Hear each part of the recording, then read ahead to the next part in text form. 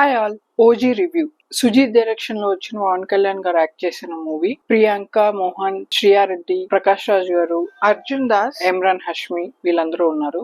Movie విషయానికి వస్తే hype ఎక్కువ చేశారు, but the product is pretty basic, average are below average movie.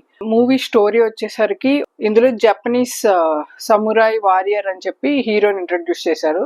Leader కి పెంపుడు కొడుకుగా ఉండి అతను చేసే పనులు క్రైమ్స్ కానీ ఆర్ ఎనీ అంటే గాడ్ ఫాదర్ కి చేసే పనులు అదే సినిమా. గాడ్ ఫాదర్ అన్నాక క్రైమ్స్ చేసినా కూడా they are all morally right అని చెప్పి ఎవరో ఒకరికి అన్యాయం చేస్తే వాళ్ళకి హెల్ప్ గా వెళ్లే వాళ్ళు గ్యాంగ్స్టర్ అని చెప్పి మనకి ముందు భాష ఆర్ నాయకుడు ఈ ద గాడ్ ఫాదర్ సినిమా నుంచి మనకి ఎస్టాబ్లిష్ అయిన సినిమా స్టోరీ. అది గ్యాంగ్స్టర్స్ ఆర్ ప్యారలల్ గవర్నమెంట్ అని చెప్పి యాక్చువల్ గవర్నమెంట్ కూడా వాళ్ళు హెల్ప్ చేస్తారు ఇందులో కూడా.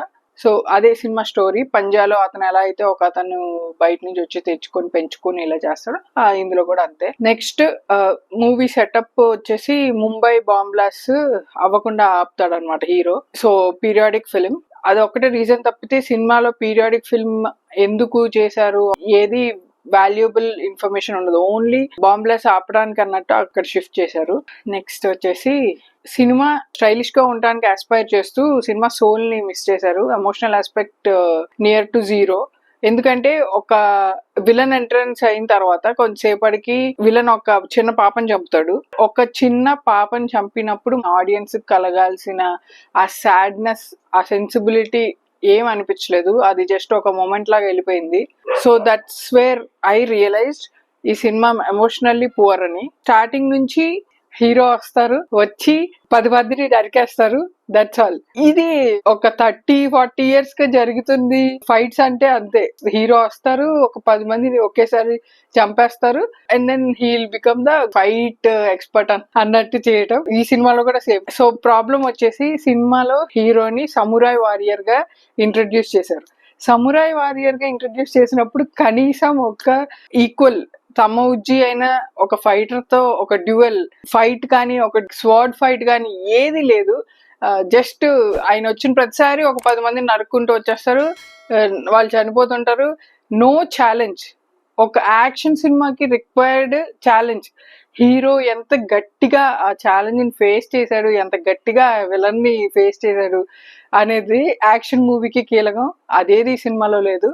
ఇమ్రాన్ హష్మి గారు ఆ సినిమాకి ముందు రిలీజ్ చేసిన ప్రమోషన్స్ కి నేను కూడా ఇమ్రాన్ హష్మి గారు ఫస్ట్ టైం చేస్తున్నా తెలుగులో, సో మంచిగా ఉంటది అనుకున్నా. బట్ ఆయన రోల్ ఎంత అండర్ వెల్మింగ్ గా రాశారంటే, ఆయన చంపడానికి హీరో వస్తాడు, మళ్ళీ చంపడు, ఆయన చచ్చిపోతాడు. ఇది ఎంత old kind of story telling అంటే 50 years కి అదే టెంప్లెట్. హీరోని చంపడానికి విలన్ చేతుల్లో అన్ని ఉంటాయి కానీ వెయిట్ పడదు.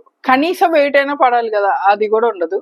ఫస్ట్ ఆఫ్ ఆల్ ఒక యాక్షన్ సినిమాకి కావాల్సింది emotional connect with the audience and then action sequences బాగుండడం. ఆ రెండు ఈ సినిమాలో లేవు.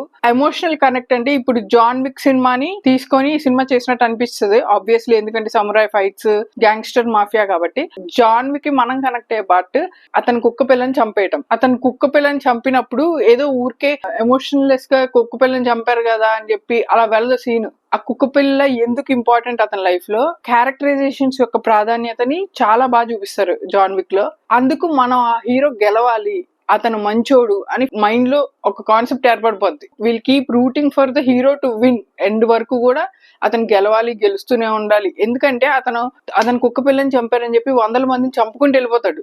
అలా చంపుకుంటూ వెళ్ళిపోతున్న వ్యక్తి గెలవాలి అని ఒక ఆడియన్స్ ఎందుకు కోరుకోవాలి, అతను ఎందుకు మనకి ఇష్టం అనేది చాలా బాగా చూపిస్తారు జాన్ విక్ లో. కానీ ఇందులో అలా కనెక్ట్ అవ్వే ఎలిమెంట్ లేదు. ఆ ఎక్స్ప్రెషన్స్ కానీ ఆ ఫేస్ ఎప్పుడు చూసినా రోబోటిక్ గా ఒకే ఎక్స్ప్రెషన్స్ సినిమా అంతా, ఎక్కడ కనెక్టివిటీ ఎలిమెంట్ అనేది మటుకు లేదు. హీరోయిన్ చనిపోయే సీన్ అయితే నాకు నవ్వు వచ్చింది. The way screenplay is written in that scene. అంటే ఆవిడ ఒక షూట్అవుట్ లో చనిపోయింది పొరపాటున వాళ్ళ బిడ్డను కాపాడుతూ ఆర్ ఇంకొకరిని కాపాడుతూ, లేదా యాక్సిడెంటల్ గా షూట్ లో చనిపోయింది అన్నట్టు చూపించినా చాలా రెస్పెక్ట్ వచ్చేది. కానీ ద వే ఆవిడ ఏదో తాపీగా పార్క్ లో బయటకు వచ్చినట్టు బయటకు వస్తుంది, షూట్అవుట్ జరుగుతుంది, చుట్టూ ఆవిడేమో ఏదో చూడటానికి బయటకు వచ్చి ఆల్రెడీ గన్ చేతిలో ఉన్నవాడి మీద అటాక్ చేస్తుంది. Why will you? And then she a doctor. సరే అతన్ని ఎవరినో కాపాడటానికి అలా చేస్తుంది అంటే హీఈస్ ఆల్రెడీ రన్నింగ్. అతన్ని కాపాడటం కోసం ఈమె అటాక్ చేసి ఈమె చచ్చిపోద్ది. అసలు ఏమైనా అర్థం ఉందా? తర్వాత మళ్ళీ ఆవిడ చనిపోవడానికి రీజన్ వేరు. When you have all the sources to right a good material ఎందుకు ఇలా వేస్ట్ చేస్తారు అనిపించింది. ఇంటర్వెల్ బ్యాంక్ సీన్ చిన్న కార్టూన్ లో పైకి లేసినట్టు చూపిస్తారు. అస్సలు సింక్ అవ్వలేదు. అది గాల్లో చంపినట్టు. సూపర్ మ్యాన్ వీటిలాగా మరి ఇన్స్పైర్ అయినందో నాకు అర్థం కాలేదు. ఇది ఇంటర్వెల్ బ్యాంగ్ అప్పుడు జరుగుతుంది. ఫస్ట్ హాఫ్ కంప్లీట్లీ డిసప్పాయింటింగ్ నాకు. సెకండ్ హాఫ్ కొంచెమైనా డిఫరెంట్ అయిన ఎలిమెంట్ ఒకటి ఉంది సెకండ్ హాఫ్ లో అర్జున్ దాస్ క్యారెక్టర్ చుట్టూ. దాని వల్ల కొంచెం ఇంట్రెస్టింగ్ గా అనిపించింది సెకండ్ హాఫ్ నాకు. నెక్స్ట్ యాక్టింగ్ లో శ్రీయారెడ్డి గారు, ఇమ్రాన్ హష్మి, అర్జున్ దాస్ వీళ్ళే ఇంకా పిక్. వాళ్ళ వల్లే ఆ సినిమా కొంచెమైనా చూడటానికి బాగుంది. వాళ్ళు ఒరిజినల్ గా గుడ్ యాక్టర్స్ కాబట్టి వాళ్ళు ఉన్నంతసేపు చూడాలనిపిస్తుంది. కానీ సినిమా అనగానే జస్ట్ ఒక సీన్ స్టార్ట్ అయిపోయి ఒక సీన్ ఓపెన్ అయ్యి జస్ట్ ఒక 10 డైలాగులు 2-3 క్యారెక్టర్స్ ఇచ్చిపుచ్చుకొని సీన్ ఎండ్ అవటం కాదు కదా. ఆ క్యారెక్టర్స్ తో మనం ఇన్వాల్వ్ అవ్వాలి, అప్పుడే సినిమా బాగుంటది. కానీ వాళ్ళు డైలాగ్స్ చెప్తున్నా, వాళ్ళ సీన్స్ చూస్తున్నా మనకి ఎక్కడ ఫీల్ అవ్వం అనమాట. ఆ స్క్రీన్ ప్లే చాలా బ్లాండ్ గా, ఏదో వాళ్ళు వచ్చి డైలాగ్స్ అప్పచెప్తున్నారు, వాళ్ళు అప్పచెప్పిన డైలాగ్స్ విని ఆ సీన్ క్లోజ్ అయిపోద్ది. ఇంత బ్లాండ్ స్టోరీ టెల్లింగ్, ఇంత బ్లాండ్ స్క్రీన్ ప్లే, అది కూడా ఒక గ్యాంగ్స్టర్ డ్రామాకి ఇట్స్ అ ఫెయిల్. గ్యాంగ్స్టర్ డ్రామాలో మెయిన్ ఉండాల్సిన ఇంట్రెస్టింగ్ ఫైట్స్, తెలుగు సినిమాల్లో నేను ఫైట్స్ కోసం మనం ఎక్స్పెక్ట్ చేయం. అదే ఇంకా అలా పడిపోయింది. మంచి ఫైట్స్, ఒక సమురాయ్ ఫైట్స్ ఆర్ అలాంటివి మనం ఎక్స్పెక్ట్ చేయటానికి లేదు. ఈ సినిమా కూడా వన్ ఆఫ్ దెమ్ అయ్యింది.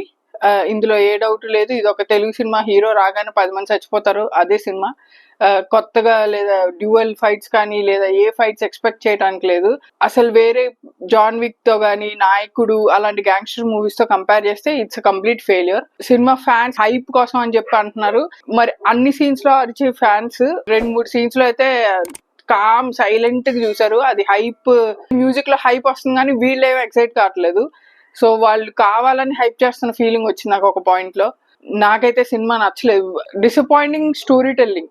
ఇప్పుడు కొత్తగా బ్యాలరీనా అమ్మాయి ఎంత బాగా యాక్షన్ సీక్వెన్సెస్ ఉంటాయి, కళ్ళు తిప్పుకోలేమంటే ఫైట్ అనేది బాగుంటది. ఖుషి సినిమాలో పవన్ కళ్యాణ్ గారు 2 minutes చేసిన కత్తిసాం ఉంటది. That was way better than this.